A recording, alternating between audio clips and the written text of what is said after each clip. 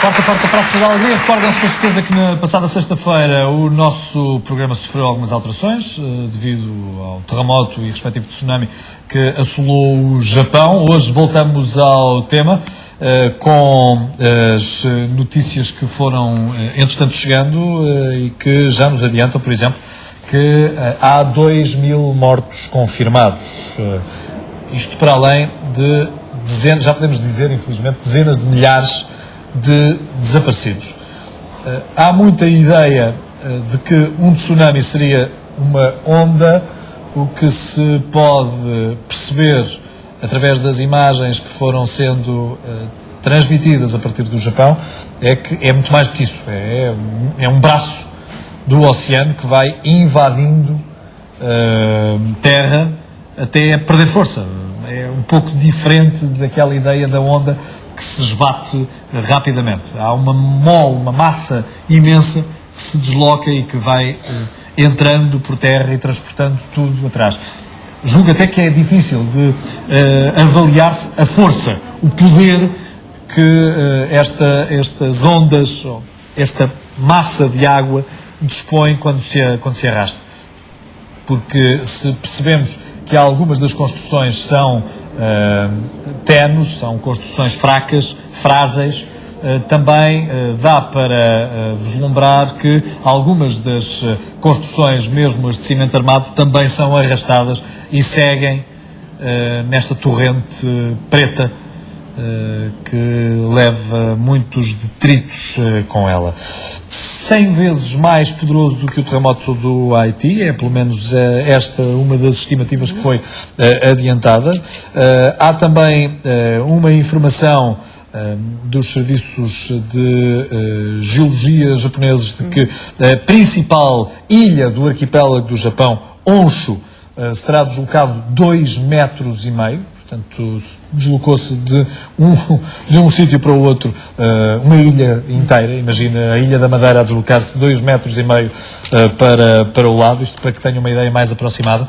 E isto é o que resta de uma localidade costeira, isto que agora estamos aqui a ver, é o que resta de uma localidade costeira e dá para perceber exatamente que só alguns edifícios resistiram a esta Fukushima. São as imagens que estamos nesta altura a mostrar e a NHK tem sido a fonte principal de imagens e de informações que chegam até aqui ao Ocidente. Nós estamos a tentar também que Carlos Daniel, o jornalista Carlos Daniel, que foi destacado para fazer reportagem no Japão, também possa entrar no nosso programa.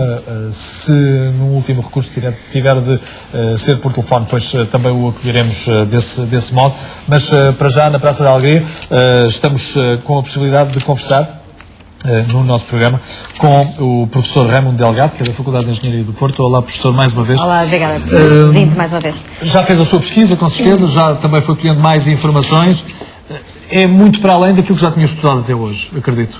Sim, é um sismo de grande intensidade, não é? Portanto, há poucos que se conheçam, ou por registros, ou até por registros históricos, não é? Portanto, ao terceiro, quarto, mais forte alguma vez sentido. E, sobretudo, há este efeito do tsunami, nas imagens que estamos a ver, que sabíamos que existiam, mas eu acho que nunca tinham sido filmadas como desta vez. Com tanto detalhe. Com tanto detalhe, com tanta informação. Sumatra já tinha havido algumas imagens, mas talvez muito localizadas por amadores. Hoje não, esta vez temos uma visão tremenda desta quantidade de água. Eventualmente o tsunami é também maior que o de Sumatra.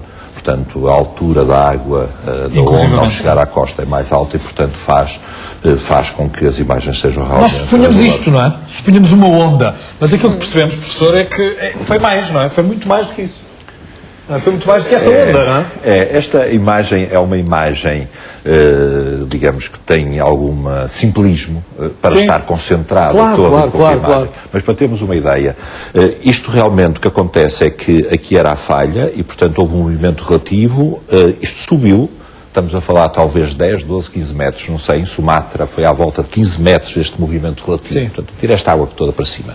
E, portanto, esta água sobe e, ao subir, começa, então, a deslocar-se também para os lados. Não é? Posso já colocar algumas questões? Nós vemos aqui a falha, que é aquela que está mais junto à costa. Certo. Se tivesse sido a contrária, ou seja, aquela que estava virada para o oceano, a subir, a onda para a costa seria menor? Não, o efeito é mais ou menos o mesmo. A água levanta e isto vai para todos os lados. Ok. Portanto, é relativamente indiferente. É uma pedra, não é? Como se caísse uma pedra e fizesse aquele círculo, a gente não é? começa a ver, a onda caminha para todos os lados, não é? Portanto, e caminha com uma determinada velocidade, a velocidade, enfim, vem já aqui referido, de cerca de um avião, 800 km/h. Mas uma coisa que também nesta imagem não dá para ver é que o chamado comprimento de onda, a distância entre dois picos, Sim. são 200 km. 200 km. Portanto, a ideia de onda que está aqui representada e que Exato, parece, vai nos claro. lembrar, porque não tem nada a ver com a realidade. E, portanto, é este pico que caminha à velocidade do avião para a costa e que a velocidade com que caminha depende da altura da água. Uma profundidade grande tem essa tal velocidade, mas depois, quando aproxima da costa, esta altura baixa e a velocidade diminui drasticamente. Claro. E ao diminuir, a água vai se acumulando. E, portanto, esta quantidade de água vai subindo e faz aqui, representado simbolicamente por esta onda, mas, em boa verdade, o que nós temos é que a primeira que chegou aqui tem uma É um degrau, não é? mas não é esta coisinha assim a virar, como Tal está como aqui, nós conhecemos, não é? Parece quase surf, não é? Não. Isto é uma quantidade de água muito grande que vai subindo e que vemos aquela entrada na costa, como nós vemos, portanto, e vai subindo, depois vai baixando. Portanto, é essa altura, 10 metros, que estamos à espera que possa, em alguns pontos, ser atingido, e, portanto, leva a água de 3, 4, 5 metros, depois vai baixar. Falou-se até depois... em ondas mais altas, não é? Em alguns pontos, também depende da altitude, não é? Portanto, mas este grafismo, digamos, estas distâncias não têm a escala, não é? A gente pode estar a imaginar aqui assim, que 10 metros, aqui não tem nada a ver. Este comprimento aqui é muitíssimo maior do que este pico aqui, portanto, para representar não era fácil e por isso está como condensado nesta direção e faz-nos simular as ondas de mar que a gente consegue ver, mas a distância entre picos é incomensuravelmente maior. É evidente que a destruição no Haiti, e podemos sentar se tivermos necessidade, depois levantamos mais uma vez, professor, é evidente que no Haiti a construção não está adequada a um sismo daquela magnitude, aquele que se sentiu em janeiro do ano passado. Agora, para ser 100 vezes maior, e nós tivemos algumas imagens do Haiti onde percebemos que tudo estava instável, não havia forma onde pudéssemos ter a certeza de que estávamos com os pés assentes, é uma loucura, Portanto, a quantidade de energia libertada é realmente muito diferente, é dessa ordem de grandeza. Mas a razão pela qual no Haiti uma quantidade de energia menor, um sismo menor, provocou estragos muito maiores, deve-se a duas causas. A primeira já foi referida, a construção mais fraca, a construção que não tem as precauções de ser feita com os cuidados da moderna regulamentação que existe sobre a ação sísmica, que os japoneses já tratam disto desde sempre, desde o princípio do século passado. Lá não, a construção lá, tanto quanto sei, também é muitíssimo mais fraca, nem havia propriamente regulamentos no Haiti. Portanto, não havia propriamente um regulamento que obrigasse as coisas. As melhores construções, aquelas que se portaram bem, porque no Haiti também houve construções algumas que que resistiram, eram feitas com a regulamentação dos Estados Unidos. Portanto, portaram-se bem. Essa é uma razão. Mas outra razão, também muito importante, é esta, é que no Haiti o sismo foi em terra, o foco mesmo por baixo da cidade que sofreu mais e a menor profundidade. Portanto, a mesma explosão ali, já não tenho presente, mas talvez 10 km acima, portanto, provocou movimentos à superfície muitíssimo maiores, que agora aqui no Japão estava a uma centena de quilómetros da costa e a uma profundidade um bocadinho maior, portanto foi no mar, provocou um tsunami muito intenso, claro. Aí, mesmo por cima, a quantidade de energia libertada fez levantar aquela quantidade de água enorme, mas, entretanto, as ondas chegaram à terra já mais atenuadas e terá havido até uma particularidade, com certeza, que vai ser estudada, porque eu estive na minha pesquisa, encontrei que o valor da aceleração que foi registada na cidade de Sendai, a aceleração dá-nos uma ideia do efeito que vai provocar nas construções, porque as forças de inércia estão relacionadas com a aceleração. A Terra atrai os nossos corpos por causa da aceleração e, portanto, uma medida que nós usamos é a percentagem da aceleração da gravidade. A aceleração da gravidade é 9,8 metros por segundo quadrado, que provavelmente toda a gente se lembrará. E, portanto, depois nós dizemos assim, bom, o sismo introduziu acelerações, mas agora na horizontal, 0,5G, ou 0,1G, ou 1G, 2G, né? Sim. E então, enquanto há sismos já registados, cuja aceleração pode ser de 1,5G, este teve, vou dizer entre aspas, apenas 0,35G. Portanto, quer dizer que, apesar de a magnitude do sismo ser muito elevada, quer dizer que houve muita energia libertada, que a ruptura se deu ao longo de uma falha relativamente de extensão e profundidade, e portanto aquilo pôs aquela quantidade de água e muita tremenda, mas pelo menos na cidade de Sendai não terá sido uma aceleração medida ao nível do terreno e o que põe as casas a vibrar tão intensa como isso. Podemos dizer, sei lá, que nós preparamos as nossas construções aqui para uma aceleração mais ou menos como esta, talvez um pouco menos, não é? Sim. Cá em Portugal, em Lisboa e no Algarve, nos sítios mais intensos, aqui no Porto, menos ainda. Mas deixe-me perguntar-lhe só o seguinte, existindo esse sismo, existindo esses valores, há, com certeza, medidas de proteção que podem ser tomadas, proteção civil, é disso que estamos a falar, que podem ser tomadas, devem ser tomadas, para que se consiga, pelo menos, planear as evacuações das populações. Mesmo assim, mesmo com estas evacuações, nós percebemos pelas notícias que muita gente morre, não é? Porque o tamanho do tsunami é sempre difícil de prever, não é? Sabe-se que ele vem ali, mas aproxima-se a velocidade a que ele possa vir, mas a sua dimensão é incalculável.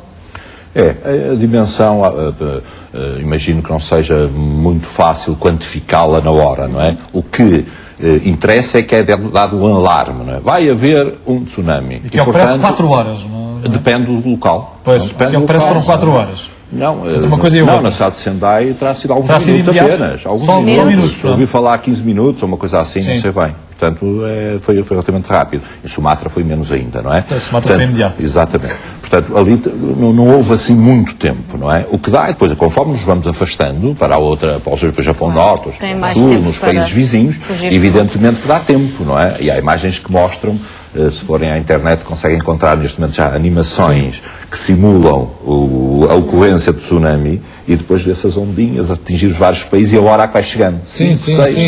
Chegou a Havaí, passado 10 horas ou uma coisa assim. Sim, e por incrível que pareça, alguém na costa americana acabou por morrer porque estava à espera que as ondas chegassem e depois foi uma onda mais rápida. Foi um norte-americano que acabou por morrer porque depois não conseguiu nadar para voltar. Apenas porque estava à espera da onda. Não que a onda provocasse estragos. Houve uma onda um pouco maior e ficou.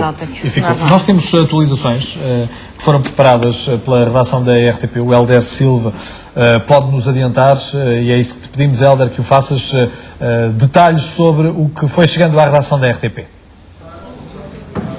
Olá, boa tarde Jorge, boa tarde Sónia. Alguns incidentes estão a marcar a greve dos camionistas. A paralisação começou à meia-noite e alguns caminhões foram apedrejados quando circulavam na autoestrada do Norte. Uma criança ficou mesmo ligeiramente ferida, seguia num pesado de passageiros quando foi atingida pelos estilhaços de um vidro partido. Foi mesmo assistida no local pelo INEM.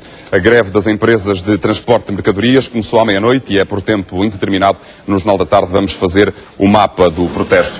Ao Alma centramos também todas as atenções no sismo no Japão. Ocorreu mais uma explosão num outro reator nuclear na central de Fukushima.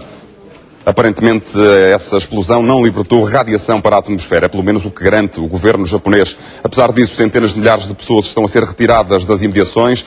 Todas as atenções do país estão centradas no norte. A província de Miyagi foi uma das mais afetadas.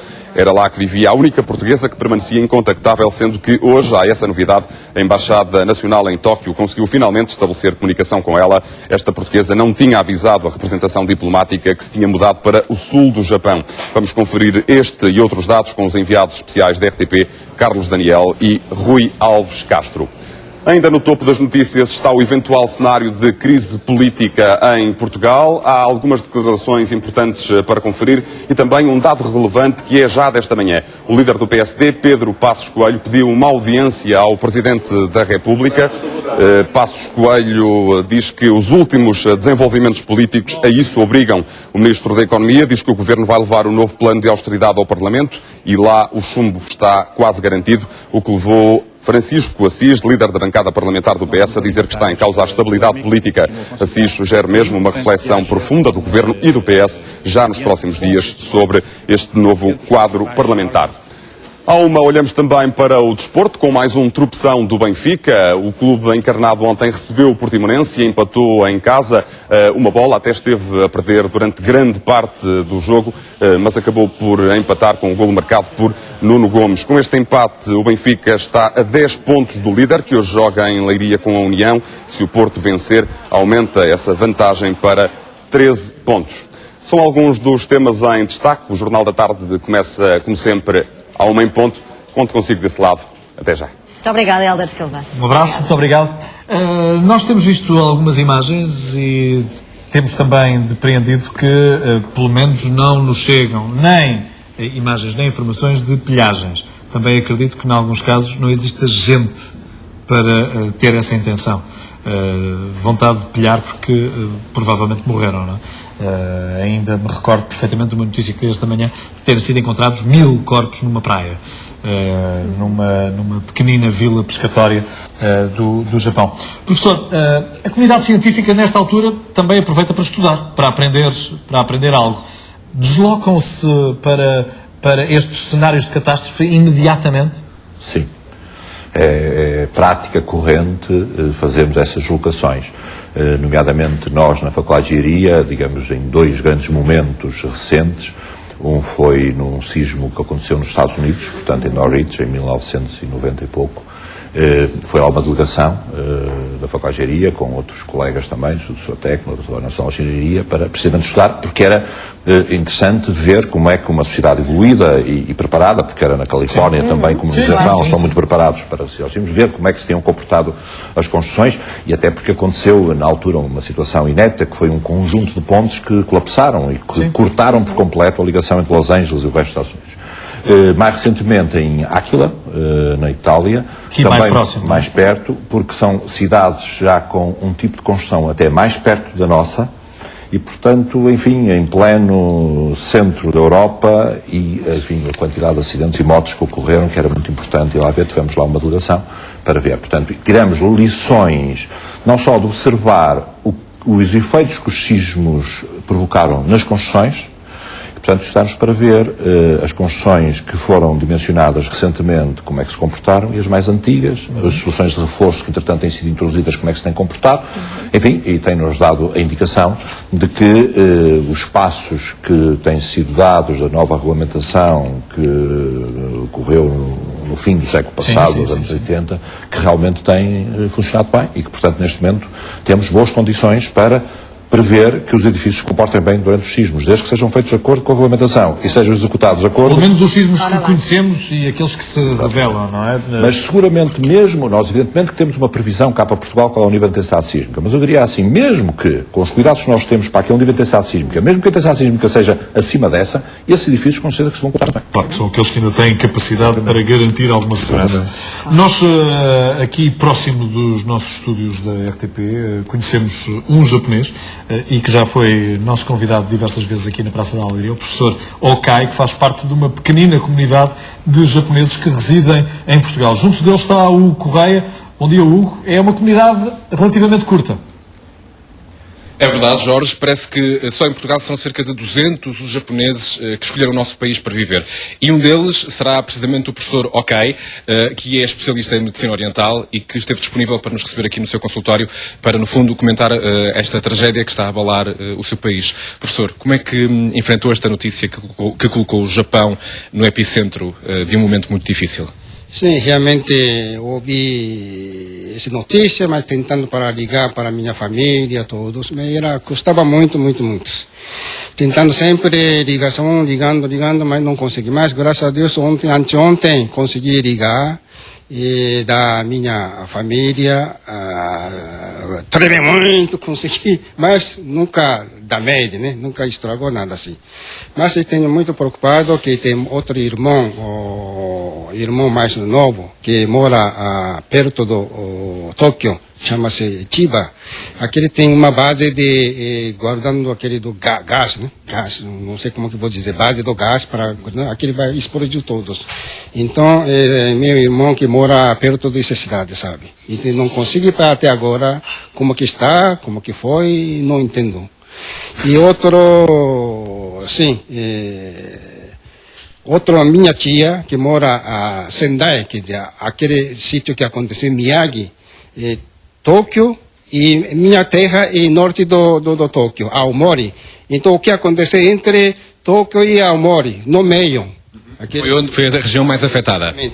Então aquele sítio que minha tia e meus primos, 3, 4 primos, estará, mas completamente não consigo para comunicar e não sei o que está acontecendo agora.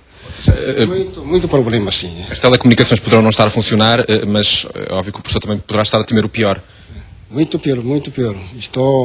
Nunca aconteceu na minha vida. Aliás, no Japão nunca aconteceu tanto o tsunami. Terremoto sempre tem, pouquinho, pequeno assim. Mas o tsunami chegou 10 metros de altura. A altura que limpou tudo, né? Então, realmente está preparado, mas para 4, 5 metros, mais de 8, 10 metros, ninguém aguentou.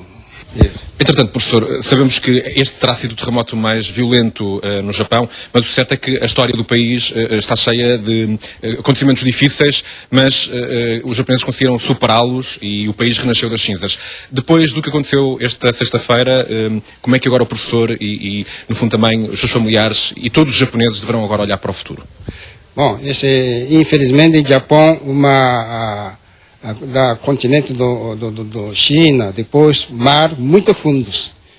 Depois levanta e depois logo que vai fundar muito fundos mar. Então, que do Japão, essa parte que facilita de ter sempre sismo. Esse é como destino do Japão.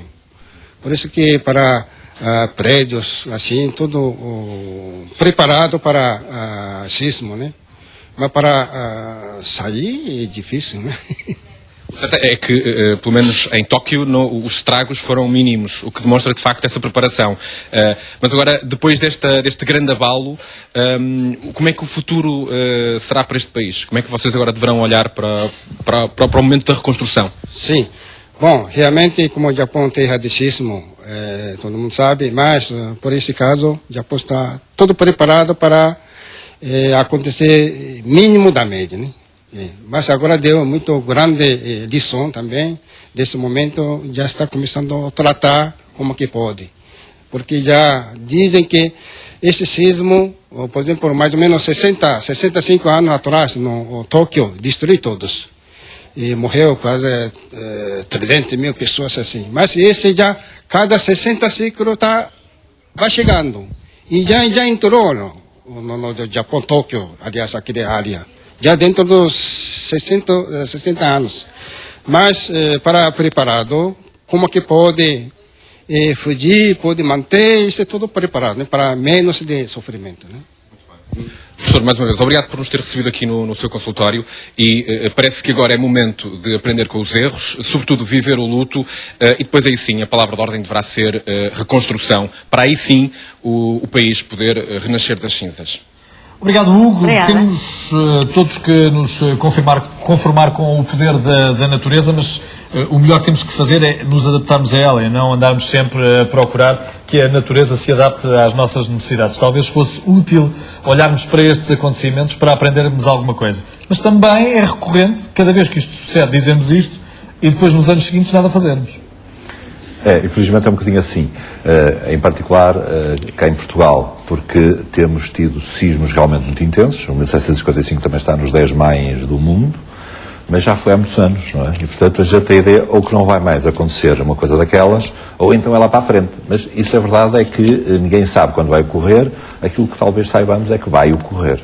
E portanto Portugal tem evidentemente, que se preparar para uma situação destas, quer em termos das construções, quer em termos da proteção das pessoas e criar programas que a gente saiba o que há de fazer, como sabem os japoneses, quando ocorre o sismo. Temos não é? aqui, felizmente, alunos que estão a estudar para tal. Alunos de proteção civil. Sim, muito bem. Que vêm de Mogadores. Claro, e temos evidentemente que fazer isso. É óbvio que neste momento a crise política e económica não é favorável, mas temos que encontrar essa janela logo que seja oportuno. Eu digo aos meus alunos que seguramente muitos deles vão trabalhar nestas coisas porque tem que ser.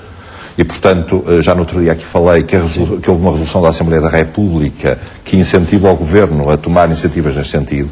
Nós, as faculdades, já estamos a organizar-nos para dar resposta a isso, já nos estamos a encontrar entre nós, precisamente na sequência dessa resolução, a combinarmos como é que havemos de dar resposta daquilo que nos compete e colaborar com o Governo no sentido de encontrar esse programa que é urgente começarmos a encetar, porque vai custar muito dinheiro, vai envolver muitos anos, não sei se gerações, para atacar estes problemas, começando por os cintos nevrálgicos, as escolas, os hospitais, os grandes meios de comunicação e depois caminhamos por aí fora. Para aproveitar da melhor maneira o tempo pouco que nos resta, deixe-me só confrontá-lo com esta ambiguidade. Já temos ouvido, felizmente para Portugal, alguns pequenos sismos libertam a energia. Ora, se há sítio no mundo onde os sismos são banalidades, é no Japão. Então, e ocorre um grande sismo? Eu compreendo essa perplexidade, mas o que quero dizer um é que... bocadinho ambíguo com aquilo que nós temos ouvido, que nos tem descansado. Não é? Certamente. Mas a grande diferença é que realmente o Japão está numa zona de grande intensidade sísmica, das maiores que existe ao nível do nosso planeta, e portanto há pequenos rearranjos diários, não é? Dizia-me um colega meu que fez lá também um estágio, todos os dias havia um sismo, portanto para eles é normal. Mas, portanto, rearranjos diários ou com certa frequência, mas que não leva a que, entretanto, é porque estes sismos não ocorrem, digamos, em poucos metros. A ruptura em Sumatra, eu este ainda não sei, mas atingiu qualquer coisa como 800 quilómetros. Portanto, a falha rompeu ao longo de Portugal, coast to coast, não é? É verdade. Uma falha, uma ruptura de exatamente, exatamente, move-se assim, e, portanto, o impacto que sempre são... Temos, por um lado, pequenos movimentos de ajustes que provocam pequenos sismos, mas temos informação, digamos, esse grande movimento ao longo de duas placas que um dia se liberta, não é? E que, portanto, acaba por, ao mesmo tempo que temos pequenos sismos, de quando em vez ocorre, como dizem os americanos, da Big One. Não é? De vez em quando sucede. Professor Raimundo Delgado, muito obrigado mais uma vez por ter estado aqui connosco, professor na Faculdade de Engenharia do Porto. Um bom resto de dia para si. Bom estudo. Muito obrigado. Obrigada, Presidente. Meio-dia 42. A próxima notícia.